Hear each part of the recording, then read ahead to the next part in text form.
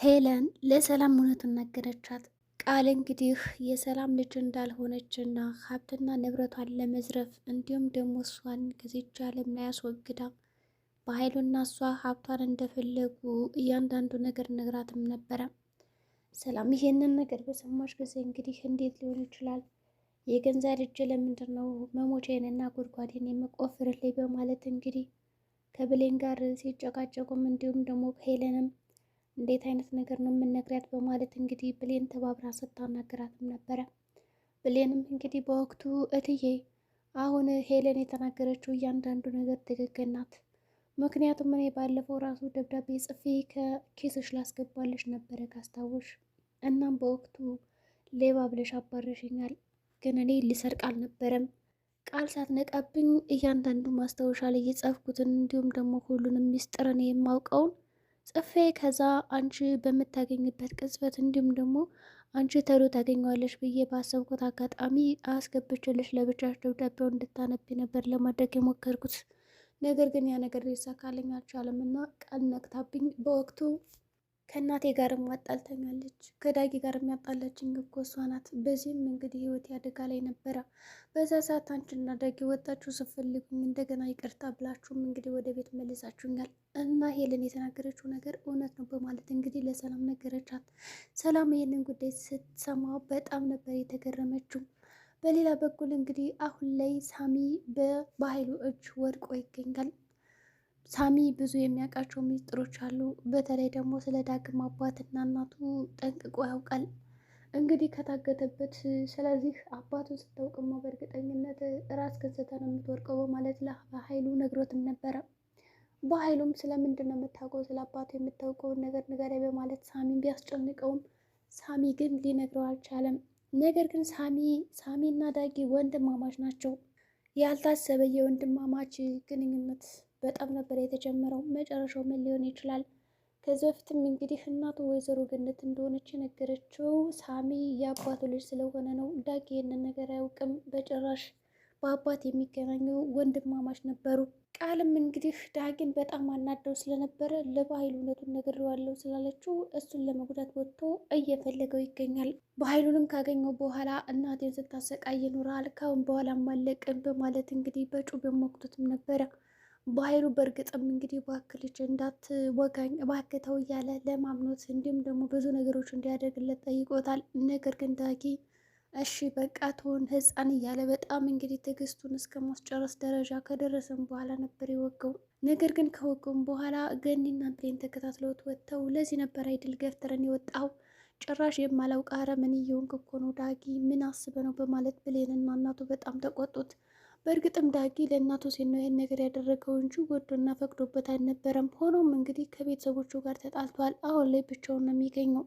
ብሌንም እንግዲህ በኃይሉ እንደዛ ተጎድቶ ስታይ ወደ ሆስፒታል መውሰድ አለብኝ ትልና ወደ ሆስፒታል ነበር ይዘው ሄደች። በኃይሉም በልቡ ብዙ ነገሮችን እያመላለሰ ነበረ። ወይኔ ብሌን ላንቺ እኮ የእቴ ልጅ ነበር እና ያችን የማትገባ ልጅ የእቴ ልጅ ናት ብዬ አምጥቼ አሁን እሷ ጉድ ሰራችኝ። ምን ነበረበት ይህንን ሁሉ ስራ ባልሰራው ተጸጸትኩ። አይ ለሰላም ለእህቴማ ሁሉን ነገር መናገር አለብኝ። ያው ዞሮ ዞሮ ሀብትና ንብረቷን እንግዲህ በአንቺ ስም ብታደርገውም ከቃል የተሻለ የአንቺ ጥሩ ነው። አንቺ የዋህነትሽን ተጠቅሚ ሀብቱን ወደ ራሴ ስም ልገለብጠው እችላለሁ። በቃል ስም ከሆነ ግን አሁን ላይ በጣም ከባድ ነው። ለማዞርም ሆነ ምንም ነገር ለማድረግ ለእኔ አደጋ ነው የሚሆንብኝ። ስለዚህ ብሌን እኔ እውነቱን መናገር አለብኝ ለአንቺ እያለ በልቡ ያስባል።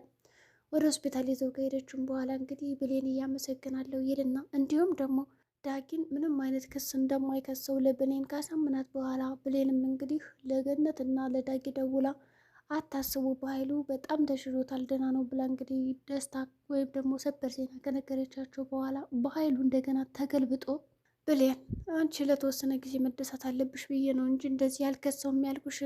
እንዴት ነው የማልከሰው? ሲጀመር እኮ እሱ ጠላቴ ነው ፊት ለፊት እኮ ሊገለኝ ነበረ በማለት እንግዲህ ይዝትና ለፖሊስ ያመለክትበታል። በእርግጥ በኃይሉ አሁን ላይ ጠላቶቹ በጣም ብዙ ስለሆኑ መሳሪያ ይዞ ነው የሚንቀሳቀሰው። ተው እንዳትነካኝ ብሎ እንግዲህ በመሳሪያውም አስፈራርቶትም ነበረ። ከኋላ ያዘውን እንግዲህ ከባድ መሳሪያም ሲያሳየው እንግዲህ ዳጊ የሚፈራ መስሎትና እንዲሁም ደግሞ ምንም ነገር ሳያደርገው ወደ ቤት እንዲመለስ ነበር ያሰበው። ዳጊ ግን የያዘው መሳሪያ ራሱ ሳያስገድደው ያው ወቅቶትም ነበረ ማለት ይቻላል። ግን ደግሞ ትንሽ ነው። እንዲሁም ዳጊ ከወጋውም በኋላ እናቱ በጣም ነበር የሰደበችው። እንደዚ አይነት ልጅ መሆን የለብን በማለት እንግዲህ ተነግረዋለች። ከዛ በተጨማሪ ደግሞ በኃይሉ ማለት ግን ይሄ ነው ትላለች ማለት ነው። ወይዘሮ ገኒ እስካሁን በኃይሉ እንደሆነ ሲያሰቃያት የነበረ እንዲሁም ደግሞ ልጇንም ከብዙ ዓመት በኋላ አግቶባትና ወስዶባት የነበረው በኃይሉ ማን እንደሆነ እስካሁን በአካል አታውቅም ነበር። አሁን ግን በዳጊ ምክንያት አውቀዋለች ማለት ነው። በኃይሉ ማለት ልጇን ያገተባት እንዲሁም ደግሞ የልጅ አባቷን ራሱ የገደለባት ሰው እንደሆነ አውቃለች። ግን ይህንን ሚስጥር ለማንም መናገር የለብኝም፣ በእርግጠኝነት ላንተ ከነገርኩማ የአባትህን ሚስጥር ልጅ አደጋ ላይ ነው የሚሆንብኝ፣ ያው እንደ አባቱ ይጠፋብኛል ብላ ስላሰበች እንግዲህ ለዳጊ ምንም ነገር መናገር አልፈለገችም። በእርግጥም ዳጊ ስለ በኃይሉ አብዝታ በጠየቀችው ቁጥር እንግዲህ የምታውቀው ነገር አለ እናቴ የደበቅሽ ነገር አለ ወይ ብሎ ቢጠይቃትም እሷ ምንም የለም በማለት ነበር የሸመጠተችው። ነገር ግን በጣም ብዙ ነገሮችን ታውቃለች። ለሱ ምንም አይነት ነገር መናገር አልፈለገችም። ምክንያቱም ደግሞ ልጅን ይጎዳብኛል ብላ ስለምታስብ ነው። ነገር ግን ጠላቷ እንደሆነ አሁን ላይ አውቃለች ማለት ነው። ስለዚህ በኃይሉና ገኒ በደንብ ይታወቃሉ ማለት ነው። ነገር ግን ዳጊ ይህንን ነገር መስማት አለበት፣ ወይም ደግሞ ዳግም ማለት ነው ፈልጎ ሊያገኘው ይገባል ብዬ አስባለሁ እንደኔ። እንግዲህ አጀሬት ቃልም እዛ ቤት ነይ ውጭ እያለች ጓደኛዋን እንግዲህ ምስጢሬን ትናገርብኛለች ብላ ለማስወጣት እየሞከረች ነው ያለችው። ነገር ግን ሄለን እንደዚህ በቀላሉ የምትወጣ አልነበረችም። አሁን ልሂድ ነው ግን ከሄድኩ በኋላ የተወሰነ 50 ሺህ ብር ስጭኝ ትላታለች ማለት ነው። ከዛ እንግዲህ በሀሳብ ነበር ብስጭኝ እዚህ ቤት ልሄድ ነው ብላ ስትጠይቃት ቃል በደስታ ነበር የተነደቀችው። ምክንያቱም ደግሞ እያሰበች ነበረ። በቃ አሁን እዚህ ቤት ከወጣሽልኝማ ሁለተኛ እንዳትመለሽ አድርጌ ነው ማሰናብተሽ እያለቻትም ነበረ። ግን ሄለን ነቃችና ምን እያሰብሽ ነው በማለት ስትጠይቃት ኧረ ምንም ነበር ያለችው። እኔ ገብቶኛል፣ እባክሽ ተመልሽ እንዳልመጣ ወደዚህ ቤት አንዳንድ ሀሳቦችንና መንገዶችን እየፈለግሽ ነው አይደለ ትላታለች። ቃልና ብሌን እንዲሁም ደግሞ ሄለን ጭቅጭቅ ውስጥ ይገባሉ። ሄለን አሁን ላይ ድሮም እኮ ክፉ ነበርሽ፣ በጣም ልብሽ ድንጋይ ነበረ፣ በእኔ ምክንያት ነበር ጥሩ ሰው የሆንሽው፣ እኔ ከስንት ችግር ከስንት መከራ እንዳወጣሁሽ ረስተሽው አሁን ገና አንቺን እንደዚህ ገፍትረሽ ትጥኛለሽ ትላታለች። ስለዚህ ቃል የሄለን እንግዲህ ጥገኛ ነበረች። ግን በተቃራኒው ቃል አንቺ የኔ ጥገኛ ነሽ፣ ሁሌም የኔን ነገር እንደፈለግሽ ነው እያለች እንግዲህ ስትወርድባትም ነበረ። ሄለንም ዳግም ራሱ የው አይወድሽም፣ ግን አንቺ ያንቺ ያልሆነውን ነገር በግድ የኔ ካልሆነ በማለት እንግዲህ ሙጭጭ ብለሽበታል። ምን አለበት ቢያንስ እንኳን እናትና ልጅ ቢገናኙ የሚለውን እንግዲህ እንዲሁም ደግሞ ላለመገናኘት ያደረገችውን ሙከራ ለምን እንደዛ አደረግሽ እያለች ስጠይቃን ነበረ። እሷ ግን ምን አገባሽ የሚል ምላሽ ነበር የሰጠቻት። ዳግም እንግዲህ ከእናቱ ቤት ሄዶ ቁጭ ብሎ በቃ እንቅልፍ ይዞት ይሏል ማለት ነው። ሳያስበው ነው እንግዲህ እንቅልፍ ይዞት የሄደ።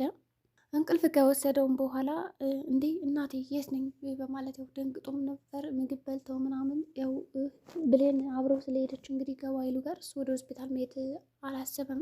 በዚህ ቅጽበት እንግዲህ ወይዘሮ ገኒ ብሌን እና ዳግም መጋባት የለባቸውም እንዴ ምንም ቢሆን እኮ አሳድጊያታለሁ ልጅ በቶንም እሱንም የወለድኩት ነው። ስለዚህ ግንኙነታቸው ከአሁኑ መቋረጥ አለበት ብላ እንግዲህ ነግረዋለች።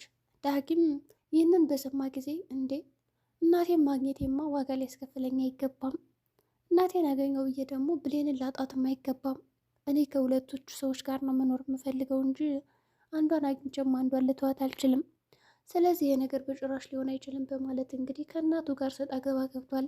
በእርግጥ ብሌንም በኃይሉን ወቅቶት ስለነበረ በጣም ትልቅ ክፍተት ከፍተዋል ማለት ነው። ይሄ መንገድ ለመለያየትም መሰናክል እንዲሁም ደግሞ ትልቅ ምክንያት ሆኗታል። ስለዚህ እኔ እናንተ መለየት አለብን፣ እህትና ወንድምን፣ ካሁን በኋላ ፍቅረኛ አይደለም እኔም አይደለውም፣ ስለተፈጠረው ነገር እያንዳንዱ ይቅርታ በማለት እንግዲህ ይቅርታ ጠይቀው እንግዲህ ከዚህ በኋላ በወንድማማችና በእህትነት ብቻ እንደሚቀጥሉ ነግረዋለች። ዳግም ይህንን ነገር አምኖ መቀበል አልቻለም። እንዴት ነው እንደዚህ በአንድ ጊዜ ልትገለበጡብኝ የቻላችሁት? የምወዳት እናቴና የምወዳት ፍቅረኛ ብዬ ያሰብኳቸው እንደዚህ በጭራሽ ጠላት ሊሆኑብኝ አይገባም በማለት ከራሱ ጋር እያወራ ይገኛል። ቃል እንግዲህ ብሌንን ሄዳ ስተናዳትም ነበረ። አበሸቀቻት ጭምር አይገልጸውም። ይኸውልሽ እኔና ዳግም እህትና እህት አይደለንም፣ ድሮም እኮ ነገሮች ነበረ፣ አይሆንሽም፣ የኔ ነው ብዬሽ ነበር፣ አንቺ ግን አሰምኝ። ስለዚህ ካሁን በኋላ ቢጤሽን ፈልጊ፣ እኔና እሱ ፍቅረኛሞች እንሆናለን በማለት ሄዳ ቅጥል ታርጋታለች። ብሌንም እሳይ በቃ ይሁንልሽ፣ እውነትሽን ነው፣ ትክክል ነሽ፣ ድሮም እኮ እኔ ሳላውቅ ነው እዚህ ውስጥ የገባሁበት እንጂ አሁንማ ያንቺ ሆኗል፣ እንኳን ደስ አለሽ የሚል ዜናም ነገረቻት። ቃል እንግዲህ ተደሰተችና የተሰበረውን ዳግምን ሄዳ ለመጠገን ሞክራለች። ነገር ግን ዳግም ገፍትሮም ነበር ያስወጣት ከዛ ቤት። እኔ ከሷ ውጭ ማንንም ልወድ አልችልም፣ አንቺን ደግሞ ደጋግሜ እነግርሻለሁ፣ አትምጭ ብዬሽ ነበር ግን አሰሚም በማለት ገፍትሮ ያስወጣታል ከዛ ቤት። የቃልና የዳግም መጨረሻ እንዲሁም ደግሞ የብሌን ምን ሊሆን ይችላል? ሰላም ስለ ልጇ አዳዲስ ነገሮችን ሰምታለች። ወይዘሮ ገኒም ፍቅራቸውን እንዲያቆሙ እየነገረቻቸው ነው። በኃይሉ እስር ቤት የሚያስገባው ይመስላችኋል ዳግምን? የዛሬ ቪዲዮችን ይህን ይመስላል። በቀጣይ ቪዲዮ እስከምንገናኝ መልካም ጊዜ